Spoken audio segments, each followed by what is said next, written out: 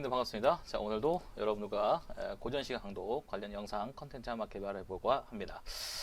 자꾸 이 마이크가 제가 이제 무선 마이크도 써보고 핀 마이크도 써보고 하고 있는데도 불구하고 음질이 정말 안 좋네요. 그래서 음질 때문에 많이 좀 고민이 돼서 이게 사실은 그냥 재미삼아는 좀 그렇지만 하여튼 우리 선생님들한테 좀 도움이 되실 것 같아서 저도 이제 흥미롭게 해보려고 했는데 자꾸 일이 커지는 것 같아서 이거 상당히 좀 개인적으로 많이 걱정이 됩니다. 아마 지금 이제 이렇게 좀 여유가 있을 때 우리 선생님들과의 어떤 소통하는 그런 경로를 많이 만들어 놓으려고 진행을 하고 있는데요. 하여튼 좀 마이크는 제가 다시 지금 또 구매를 진행을 하고 있어요. 그래서 좀 다음번에는 더 좋은 목소리로 찾아뵐 수 있도록 노력해 볼 테니까요. 조금 노이즈가 끼더라도 이번 영상까지는 선생님들이 좀 양지해 주셨으면 합니다. 자, 오늘은 여러분들 규원가입니다. 그동안 사대부가사 많이 했지요. 그래서 이제 오늘은 규원가를 한번 해볼까 합니다. 자, 시작해 볼까요? 자, 제일 먼저 이제 규원가.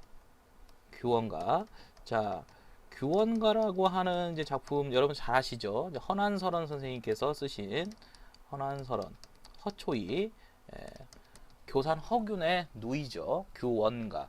자, 규수가 원망하는 노래다. 그래서 이 제목에서부터 원망이라는 정서가 노출이 되고 있습니다. 자, 여러분들이 이제 규방가사라는 말을 이제 하게 되는데요. 규방가사. 자, 이 규방가사라고 하는 말을 붙이면 상당히 규방가사에도 크게 부류로 나눌 수 있다는 거 아세요?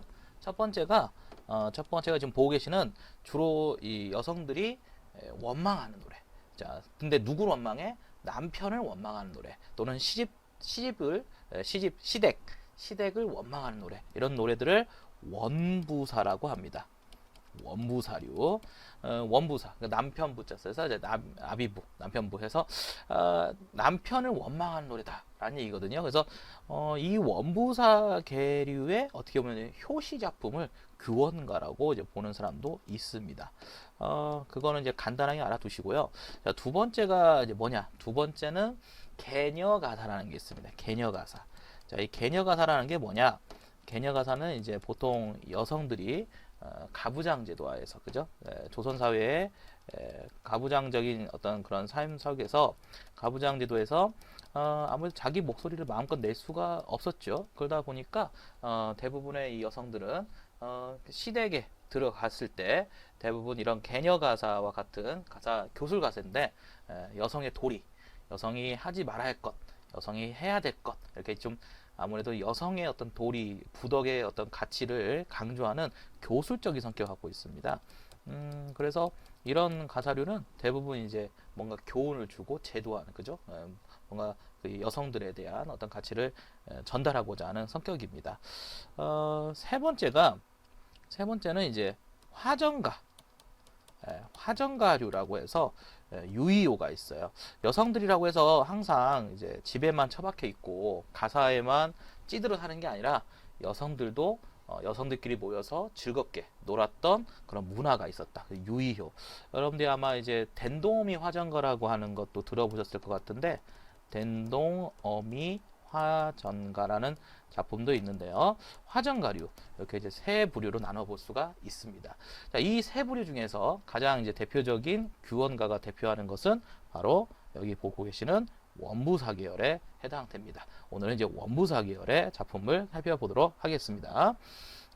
두 번째는 이제 뭐냐면 자, 규원가에 대한 이야기를 좀 해봐야 될 것 같아요. 규원가는 이제 좀 특이한 게 뭐냐면 이 사대부는 아닙니다. 사대부는 아니죠. 근데 지난번에 우리 사대부 가사 얘기했잖아요. 그죠? 사대부 가사에서 가장 중요한 표현적 특징이 뭐라고 했죠? 예, 용사라고 얘기했죠. 용사.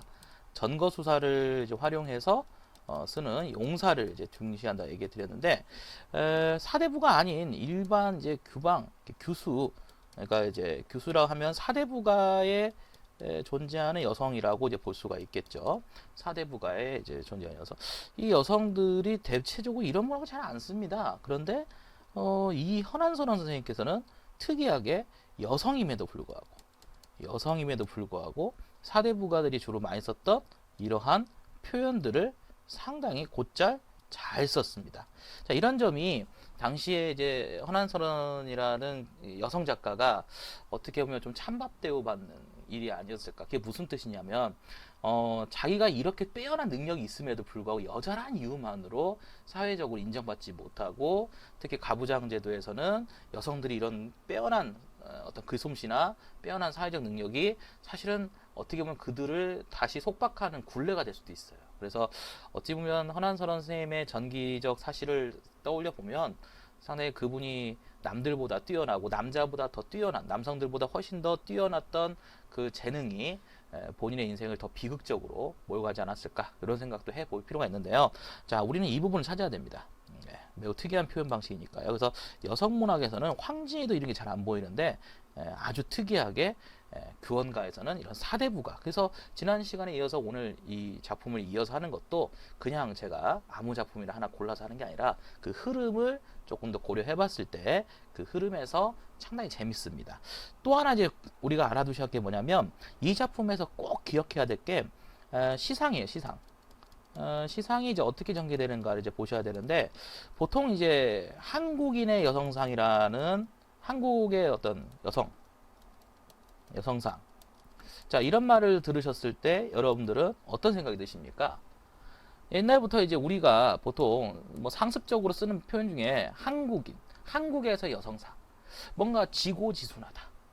인고의 여성, 그죠? 뭔가 인고의 여성, 지고지순하고, 뭔가 남편만, 그죠? 일편단심, 그죠?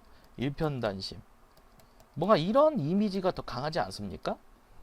그렇죠? 이건 사실 남성들이 원하는 인상이죠. 그러니까 우리가 보통 한국의 여성상이라고 말하는 것들은 사실은 그동안의 남성 중심의 문화에서 고정된 하나의 고정관념이죠. 이해되셨죠? 그래서 사실은 여기 나오는 여성이 과연 이러한 여성을 모델로 하고 있는가를 한번 생각해 보실 필요가 있어요. 그래서 이 여성이 시작은 이래요. 시작은 이런 여성상을 보여주는데, 이 작품이 끝날 때쯤 이 여성이 어떻게 탈바꿈되어 있는지를 여러분들이 정말 잘 미묘하게 그 간파하셔야 됩니다. 물론 근거도 찾아야 되고요. 그래서 오늘의 주된 이제 먹을거리는 아마 여기서 다음에 출제될 수 있는 가능성을 열어봐야 될 것 같습니다. 아직 출제되지도 않았고, 또 상당히 또 학자들 중에서는 이 부분에 대한 얘기를 강조하시는 그런 학자분들이 계시고, 그래서 충분히 다음에 출제를 누가 들어가신다 했을 때 규원가가 선택이 된다면 아마 이 포맷 안에서 상당히 주력하지 않을까. 그래서 첫 번째는 사대부가 아닌데 사대부의 어떤 포맷을 잘 표현했던 여성 문학, 두 번째는 이 문학에 여성이 어떤 심정의 변화, 이게 특히 정서와 태도겠죠. 그 정서와 태도의 변화가 일어나는지, 요 파트를 중심적으로 보셔야 사실은 규원가를 보았다, 이렇게 얘기하실 수 있을 것 같습니다. 자, 이제 본격적으로 지문을 봐야 되니까 지우도록 하고요. 자, 이제 한번 가볼까요? 자, 한번 더 살펴보도록 하겠습니다.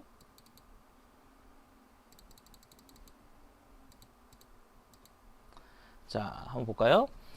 엊그제 젊었더니 벌써 늙었다. 이제 시간이 이제 흘러가고 있죠. 이제 시간의 흐름. 자, 시간의 흐름이 있는데요. 자, 소년 행락이 생각하니 일러도 속절없다. 이제 과거를 떠올려 보는 상황입니다. 그죠? 자, 늙어야 서른 말씀 하자니 목이 맨다. 부생모욕 신고하여. 부생, 이제 쉽게 말하면 부모님 밑에 태어나서 열심히 어릴 적에 태어나서 이 몸을 길러내실 때 공우배필, 매우 빼어난, 그죠? 능력도 높고 뭔가 성품도 뛰어난 그런 공우배필, 뭐 벼슬을 높이 한다든지 그런 공우배필까지를 못 봐도 군자호고, 자기 품성을 충분히 다스릴 줄 아는 군자. 자, 이런 군자의 어떤 그런 사람을 원하였다. 그러니까 뭐 특별히 뭐 크게 바란 거 없어. 그냥 뭐 돈이 많은 것도 필요 없고 벼슬이 높은 것도 필요 없고 그냥 자기 앞가림이나 잘하면서 성품이나 올곧은 사람이었으면 좋겠다, 이렇게 생각을 했는데, 참 이분 말씀이 참 재밌습니다. 삼생의 원업. 여러분 혹시 이런 말 쓰죠? 너는 전생에 나랑 무슨 원수를 줬니? 이런 말 들어보셨죠?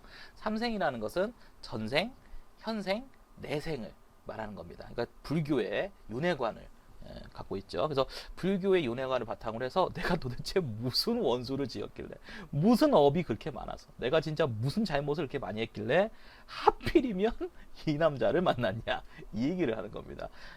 진짜 얼마나 이게 뻗쳤으면, 열이 뻗쳤으면 이런 표현을 했겠습니까? 그러니까 자, 한번 읽어봅시다. 참, 장안유협. 그러니까 장안이라는 것은 이제 보통 이제 뭐 수도를 의미하는, 중국의 어떤 수도를 의미하는 용어이겠지만, 보통 큰 도시 또는 도시 내 시내, 시내에서 놀기 좋아하는 유협, 놀유자 쓰고 있잖아. 놀기 좋아하고 사람이 가볍기로, 경박자, 엄청 가벼웁니다. 꿈같이 만났다. 이런 사람을 만났다는 거죠. 그러니까 여기서부터 이제 시작되는 거죠. 그러니까 내가 원하는 사람이 아니었어. 그리고 정말 처음부터 이 사람이 가볍고, 뭔가 놀기 좋아하고, 그죠?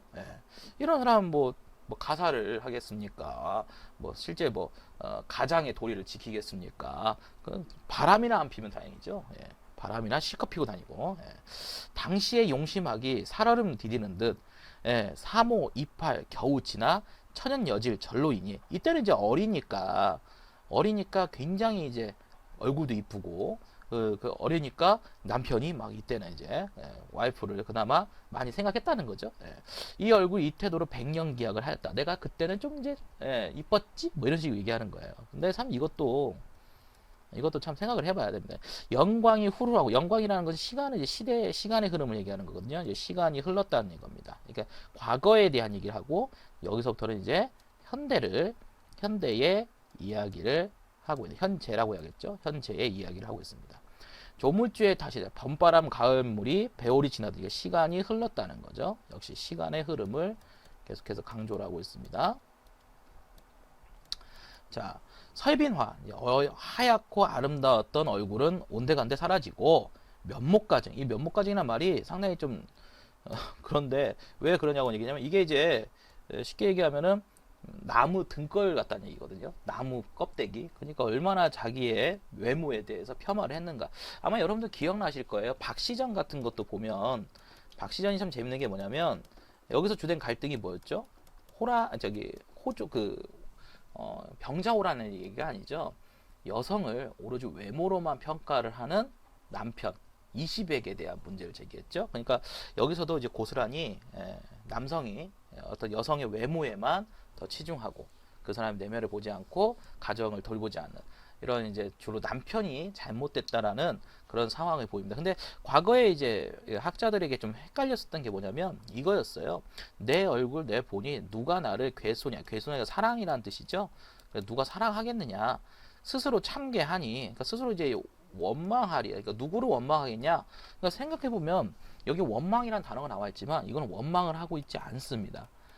이거 원망을 하고 있지 않아요. 이거는 오히려 수용을 하고 있는 그런 상황이에요. 그래서 자기의 어떤 삶에 대해서 지금 안타까움을 보여주고 있죠. 서러움과 안타까움 같은 그러한 정서가 주로 드러납니다. 여기까지만 놓고 본다면 뭐 아까 얘기했던 전형적인 뭐 조선 사회에서 강조했던 여성상을 뭐 대비할 수 있겠죠. 그런데 이제 조금 더 이 작품을 읽어봐야 된다는 거죠. 계속해서 읽어보겠습니다. 335 야유원에 세 사람이 나왔다는, 야유원에 세 사람이 나왔다는 얘기는 기생이나 뭐 이런 게 왔다는 얘기죠. 그러니까 바람 핀다는 얘기예요. 지금 같은 세상에 안 맞아 죽으면 다행이지. 자, 곧 피고 날 저물째 정처 없이 나가 있어. 백마금편. 이게 말이 웃깁니다. 이게 진짜 재밌는 말이에요. 백마금편이 무슨 말이냐면 하얀색 말과 이제 막 금으로 되어 있는 옷이나 이런 거 입었다는 얘기예요. 왜 이러고 다닐까? 그러니까 한량이라는 얘기죠.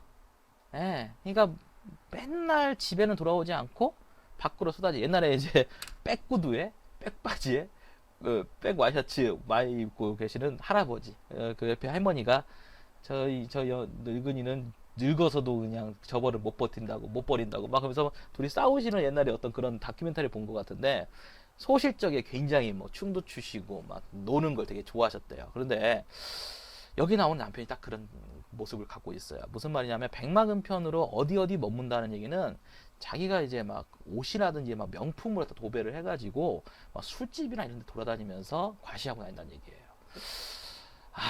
진짜 헌한사로 선생님 너무 힘들으셨을 것 같아요. 계속 읽어보겠습니다.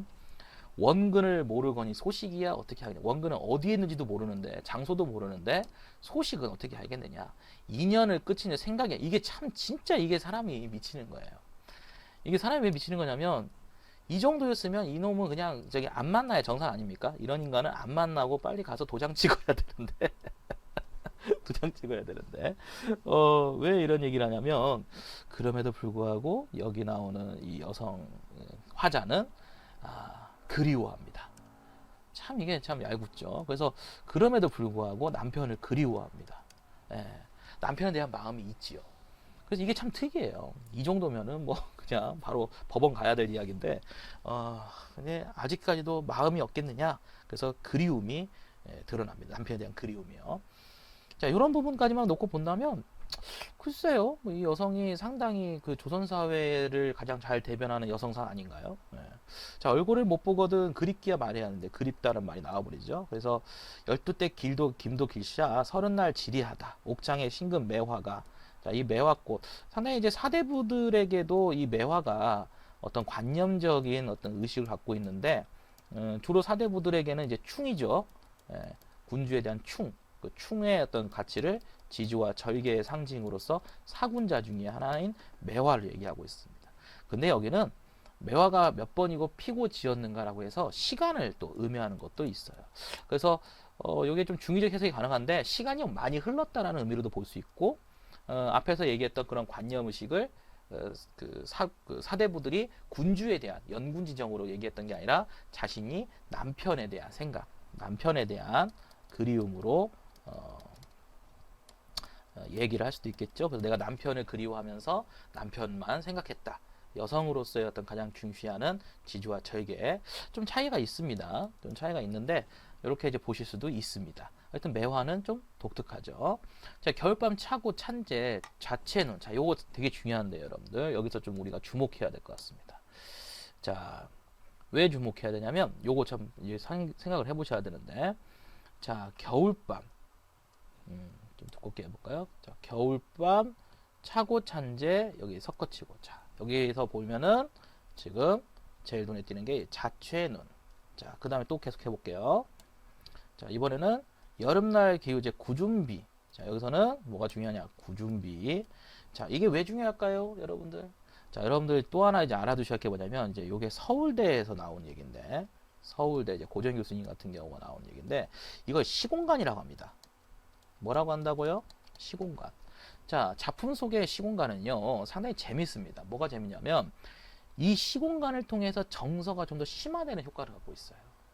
그러니까 결과적으로 봤을 때 이게 정서가 있으면 그 정서를 좀 더 효과적으로 드러낼 수 있도록 해주는 역할을 하는 게 바로 이러한 시공간입니다. 그래서 여러분들한테 이런 걸 찾으라고 물어보기가 정말 좋다는 거죠.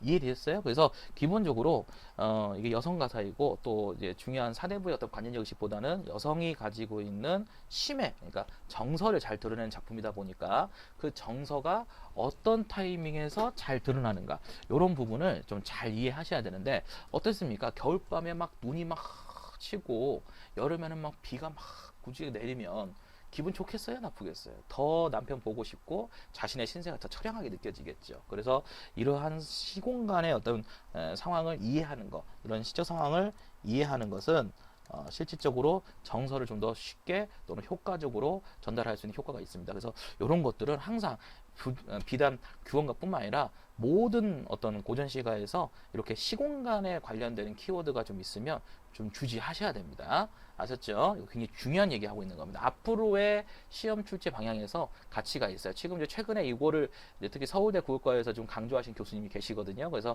이런 시공간이 작품을 수용하고 이해하는데 독자가 말이죠. 공감하고 수용하는데 중요한 역할을 한다. 자, 또 계속 읽어보겠습니다. 자, 화촌, 삼촌, 화료. 요즘에도 이제 꽃 피고 호시절이야. 근데 뭐 코로나 어때요? 꽃이 피고 뭐고 코로나 때문에 아무것도 못하죠. 근데 사실 봄이 왔다는 건 확실히 그 꽃이 핀다라는 사실만으로도 설렘이 있죠. 예, 그래서 저기 보시면 뭐 여름 또는 겨울 또는 봄 이런 계절의 변화, 계절의 풍경, 또 가을들에 들고 시솔의 상이울제, 시솔. 상이울제라는 건 시솔이라는 게 뭡니까? 또 이제 이게 시솔이 재밌는 게 뭐냐면 이게 귀뚜라미를 얘기합니다. 귀뚜라미. 한자어예요. 그래서 귀뚜라미인데, 자, 이런 거 보면 이제 뭐 우리가 또 맨날 또 얘기 안 할 수 없는 게 뭐 객관적 상관물이다. 뭐 이렇게 얘기해서 감정을 또 효과적으로 드러낼 수 있도록 해주는 어떤 객관 상관물로서의 감정이입이 일어났다. 이런 건 솔직히 요즘 좀 구닥다리입니다. 자, 이거 재밌는 거 하나 얘기해 줄까요? 재밌는 거. 자, 보세요. 겨울, 여름, 봄, 가을. 엄마? 이게 뭐야? 겨울, 여름, 봄, 가을. 이게 4대 부분하게 많이 등장하거든요. 그러니까 이게 무슨 말이냐면 봄, 여름, 가을, 겨울이 아니라 왜 이렇게 뒤죽박죽 제시했을까요? 예, 지금 앞에서부터 계속 반복되는데 시간이에요, 시간. 자, 무슨 말이냐면 봄, 여름, 가을, 겨울은 1년밖에 안 됩니다. 맞죠? 1년밖에 안 되는데 만약에 겨울 지나고 여름 오고 다시 봄 오고 가을 왔어. 벌써 몇 년이야? 2년이에요. 그러니까 이게 무슨 말이냐면 내가 임과 함께 떨어져서 지금 지내는 시간이 너무 길게 지금 유지됐다는 거예요. 단절이죠. 자, 뭐가 느껴져요?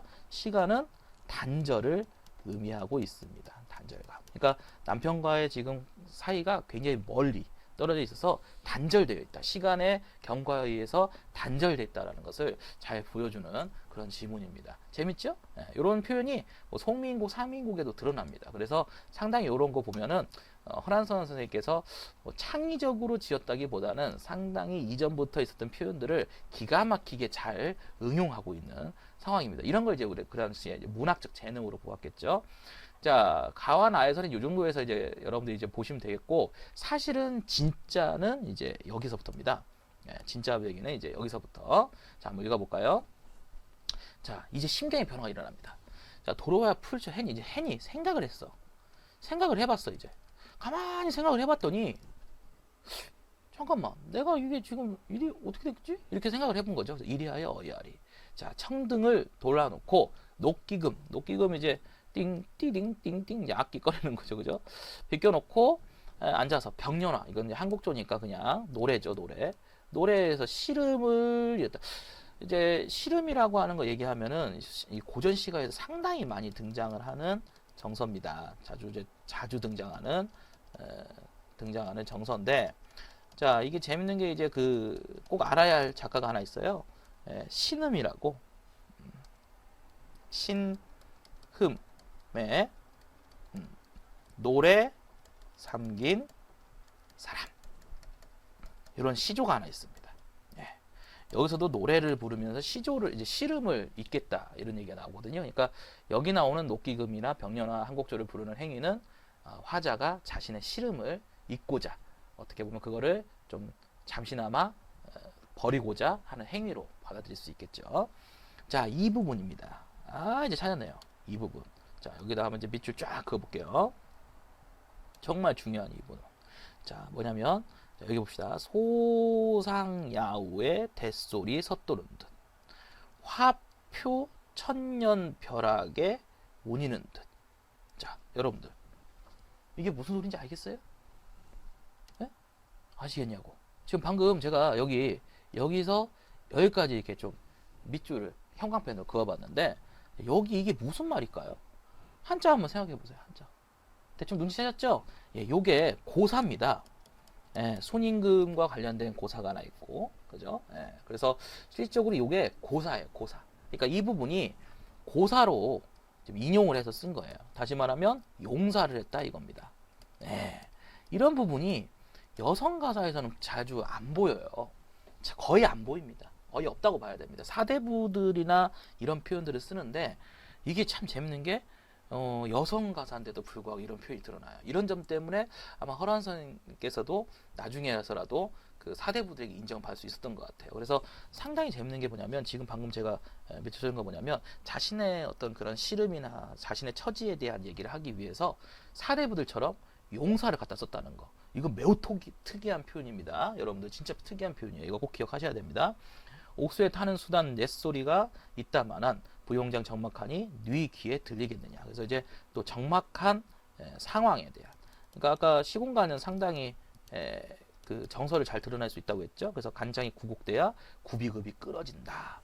자, 이런 구비구비 이런 것도 사실은 이제 생각해 보면 운율 형성에 굉장히 큰 영향을 미치거든요. 그래서 이런 거 보면 허난설원 선생님께서 이제 직접 썼다라는 전제하에 이야기해 보면 정말 운율감이 그리고 사대부들이 무시 못할 만큼의 어떤 문학적 재능이 있었다는 게 방증되는 거예요.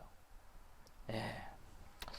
어떻게 보면 진짜 자기보다도 못난 남성들을 보면서 한 시대에 정말 울분이 쌓였을 것 같은, 아마 지금 세대에 태어나셨다면 어디 총장 하나 대학교 총장 자리 하나는 내치지만 차지하고 계시지 않을까 그런 생각도 듭니다. 그래서 기본적으로 이제 자신의 처지에 대해서 자신이 수용을 하고 자신에 대한 어떤 뭐 남편을 그리워하고 이런 안타까움이 정서 드러나다가 다로 가면은 자신이 그걸 잠시나마 잊고자 하는 그런 정서적인 좀 탈출하고자 하는, 그러니까 뭔가 힘들고 외롭고 괴로운데 그걸 좀 약간 잊고자 하는 행위를 주로 하는 곳이 이제 다에 해당되는 곡조입니다.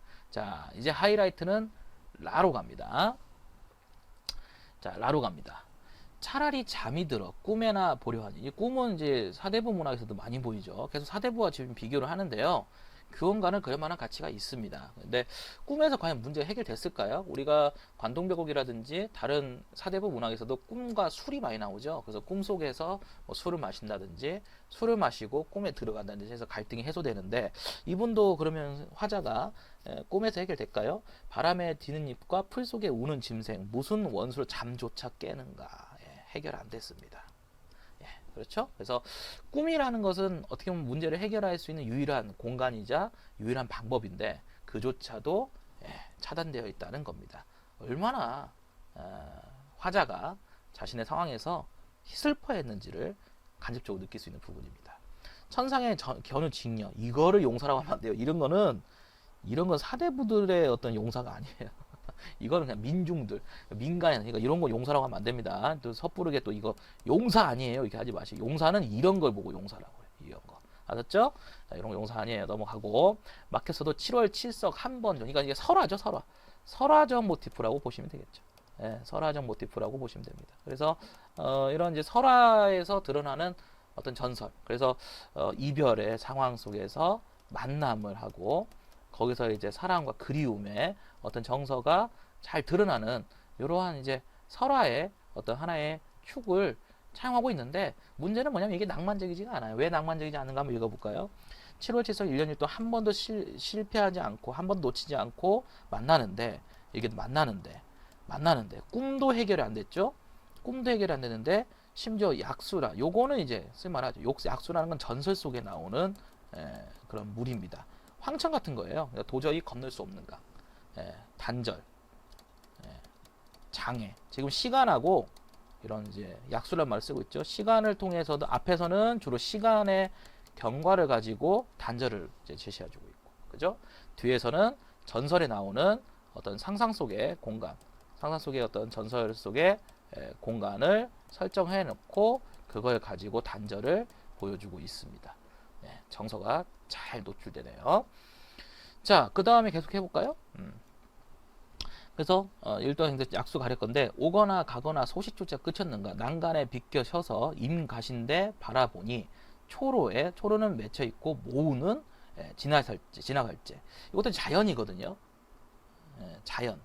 자연의 어떤 모습, 자연의 청초한 모습, 이제 이슬이 맺혀져 있는 풀, 아주 청초하죠. 그래서 기본적으로 새벽이 됐다는, 이것도 시간이죠. 새벽이죠. 뭐 새벽이 됐다는 얘기인데, 밤 꼴딱 샜다는 얘기잖아요.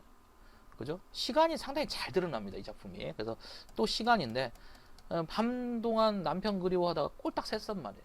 그래서 남편이 소식도 안 들려오고, 남편이 이미 나가서 다른 여자 만나면서 놀고 다니니까 뻔히 보이는데, 결국 새벽 꼴딱 새가지고 남편 그리워하는 이 화자. 여러분들 같으면 어떻게 이해되십니까? 지금 벌써 이제 그죠? 여러분들 이 화자였으면 이 남편 죽었어요. 그죠? 하여튼 간에 계속해서 얘기하도록 하겠습니다. 자, 중림의 푸른 곳에 새소리가 더욱 설다. 그러니까 이제 새소리라든지 이런 청초한 풍경, 이런 풍경, 자, 소리, 이런 것들은 결국 시적 상황에 해당되거든요. 그래서 지금 보면 여러분들이 꼭 놓치면 안 되는 것 중에 하나가, 지금 축이 제가 봤을 때 용사도 중요한 축인데, 이런 시적 상황이라든지 또는 시간의 어떤 단절, 이런 것들이 통해서 정서를 좀 잘 드러내고 있습니다.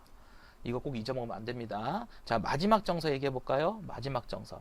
자, 마지막 정서는 뭐냐면 여기입니다. 세상에 서러운 사람이 많다 하더라도 박명한 홍안이야 나 같은 사람이 또 있겠느냐. 그러니까 내가 정말 재수가 없고 난 진짜 복이 박백하다. 뭐 이런 뜻이죠. 아마도 여기가 이제 핵심인데. 자, 요거를 한번 이제 체크합시다. 자, 여기죠. 아마도 이님의 지위로 살뚱말뚱하더라. 이렇게 나와 있어요. 그래서 여기 보면 이제 내가 박명한 홍안이고 내가 이걸로 살뚱말뚱하다. 여기서는 남편을 이제 그리워하고 남편에 대해서 사랑을 노래한 게 아닙니다. 이건 이제 원망이죠. 진짜 남편 원망하는 거죠. 예. 그래서 아예 대놓고 내가 죽을 것 같다. 예.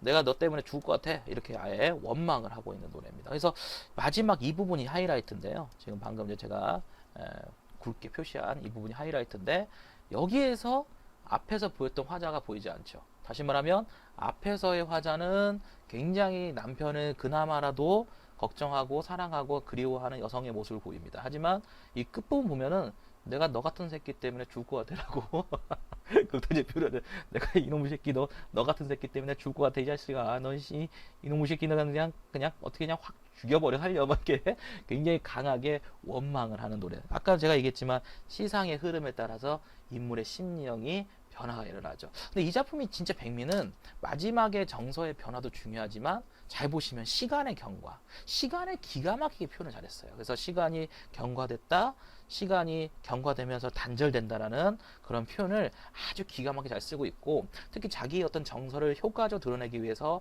뭐 객관적 상관물이라든지 시적 상황 같은 것들을 곳곳에다가 상당히 잘 포진시켜 놔서 상당히 빼어난 표현력을 갖고 있습니다. 물론 게다가 여성임에도 불구하고 사대부들이나 할 것 같은 표현 양식도 잘 보이고 있고요.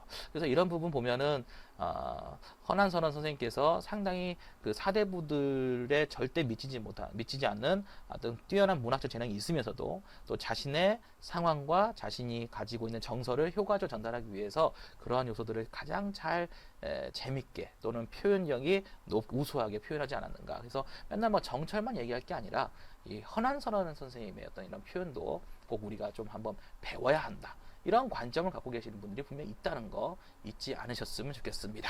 자, 이렇게 해서 오늘도 규원가를 한번 살펴보았습니다.